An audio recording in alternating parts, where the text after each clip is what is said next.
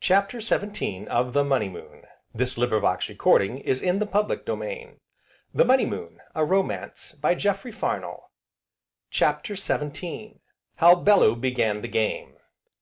Now in this life of ours, there be games of many and divers sorts, and all are calculated to try the nerve, courage, or skill of the player, as the case may be. Bellew had played many kinds of games in his day, and, among others, had once been famous as a right tackle on the Harvard 11. Upon him he yet bore certain scars received upon a memorable day when Yale, flushed with success, saw their hitherto invincible line rent and burst asunder, saw a figure torn, bruised, and bleeding, flash out and away down the field to turn defeat into victory, and then to be borne off honourably to hospital, and bed.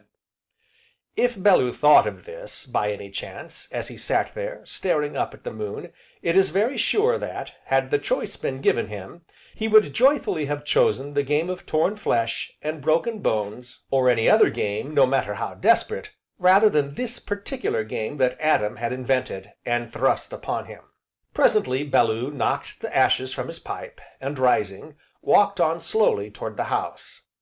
As he approached, he heard someone playing the piano, and the music accorded well with his mood, or his mood with the music, for it was haunting, and very sweet, and with a recurring melody in a minor key, that seemed to voice all the sorrow of humanity, past, present, and to come. Drawn by the music, he crossed the rose garden, and, reaching the terrace, paused there, for the long French windows were open, and from where he stood, he could see Anthea seated at the piano.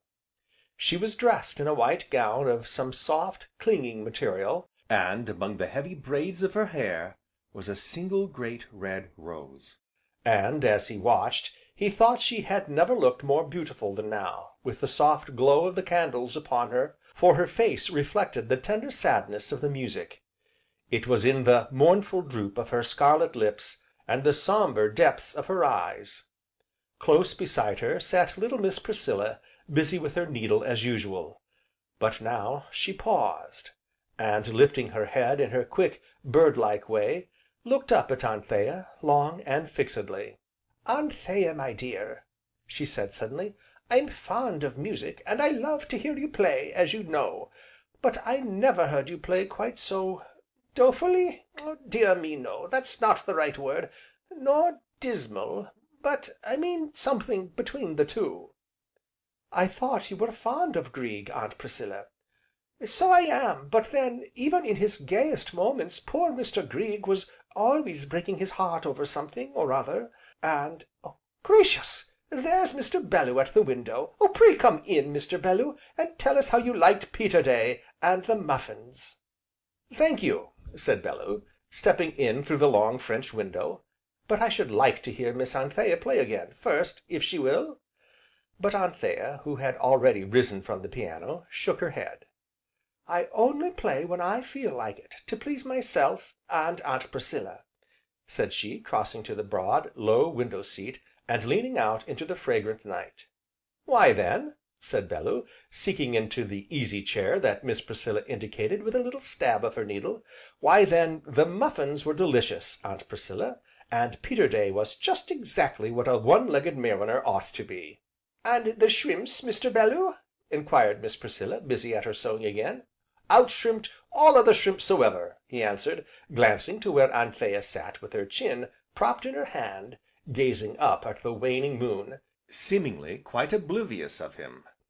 "And did he pour out the tea?" enquired Miss Priscilla, "from the china pot with the blue flowers, and the Chinese mandarin fanning himself, and very awkward, of course, with his one hand, I don't mean the mandarin, Mr. Bellew, and very full of apologies?" "He did." "Just as usual, yes, he always does, and every year he gives me 3 lumps of sugar, and I only take 1, you know. It's a pity," sighed Miss Priscilla, "that it was his right arm, a great pity."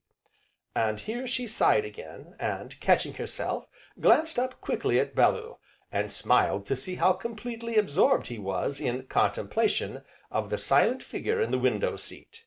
"But, after all, better a right arm than a leg," she pursued, At least, I think so." "Certainly," murmured Bellew. "A man with only one leg, you see, would be almost as helpless as an old woman with a crippled foot." "Who grows younger and brighter every year," added Bellew, turning to her with his pleasant smile, "yes, and I think, prettier." "Oh, Mr. Bellew!" exclaimed Miss Priscilla, shaking her head at him reprovingly, yet looking pleased none the less, "how can you be so ridiculous, good gracious me!" "Why, it was the Sergeant who put it into my head." "The Sergeant?" "Yes, it was after I had given him your message about peaches, Aunt Priscilla, and " "Oh dear heart!" exclaimed Miss Priscilla at this juncture, "Prudence is out to night, and I promised to bake the bread for her, and here I sit chatting and gossiping while that bread goes rising and rising all over the kitchen." And Miss Priscilla laid aside her sewing, and, catching up her stick, hurried to the door. "And I was almost forgetting to wish you many happy returns of the day, Aunt Priscilla," said Bellew, rising. At this familiar appellation, Anthea turned sharply, in time to see him stoop, and kiss Miss Priscilla's small, white hand, whereupon Anthea must needs curl her lip at his broad back.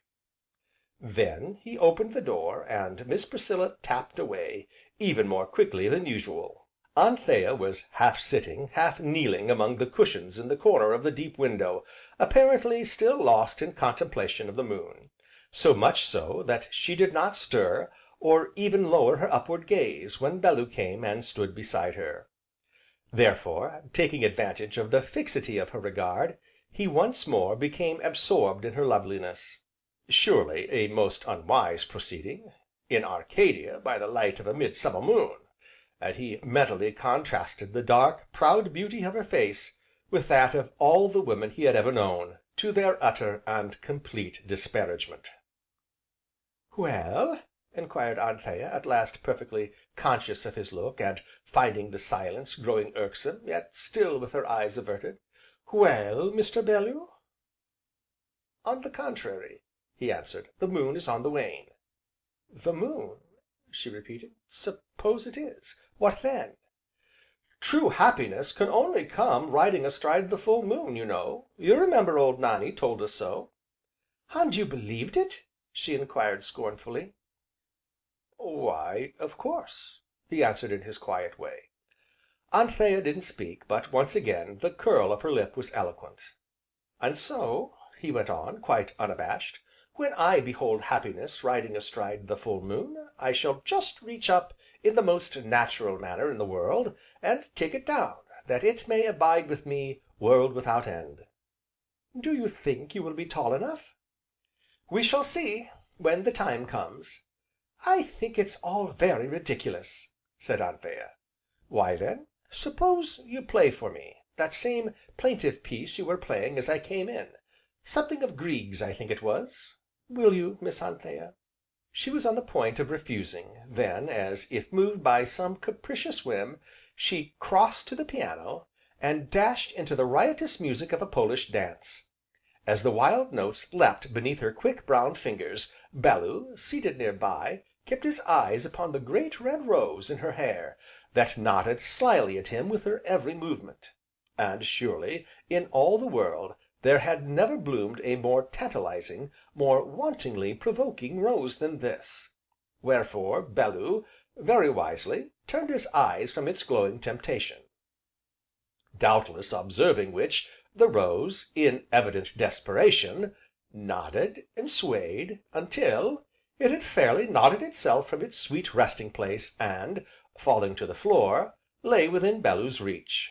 Whereupon, he promptly stooped, and picked it up, and, even as with a last, crashing chord Anthea ceased playing, and turned, in that same moment he dropped it deftly into his coat pocket. "Oh, by the way, Mr. Bellew," she said, speaking as if the idea had but just entered her mind, "what do you intend to do about all your furniture?" "Do about it?" he repeated, settling the rose carefully in a corner of his pocket where it would not be crushed by his pipe. "I mean, where would you like it stored until you can send and have it taken away?" "Well, I rather thought of keeping it where it was, if you didn't mind."